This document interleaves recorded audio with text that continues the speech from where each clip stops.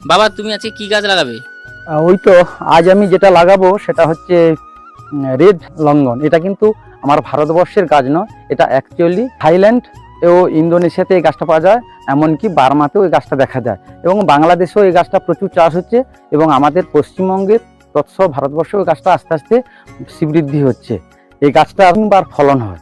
আমরা সাদা লঙ্ঘন দেখেছি, এটা কিন্তু রেড লঙ্ঘন। এর পাতাটাও অনেকটা কালার লাল, আর এর সুবিধাটা হচ্ছে এই ছোট্ট চারা খুব সহজেই 1-2 বছরের মধ্যে ফলন আসে এবং অবশ্যই এটা গ্রাফটিং চারা। বন্ধুরা আপনারা এটা ঠিক লিচুর অল্টারনেটিভ।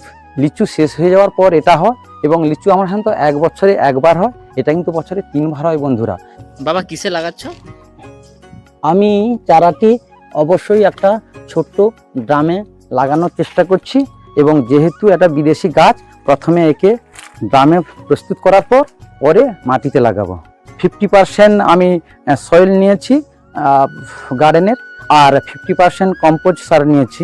তৎসঙ্গে আমি যেটা দিয়েছি সেটা হচ্ছে নিম খোল দিয়েছি 100 গ্রাম এবং শিংকুচি দিয়েছি 200 গ্রাম এবং তৎসঙ্গে সাইড 10 গ্রামের মতো মিশিয়ে, কেন কি ওর মধ্যে যেন না কোনো ফাঙ্গাস ওর শিকড়টাকে নষ্ট করতে পারে। তাই বলছি যদি আপনাদের সম্ভব হয় একটি করে চারা লাগান।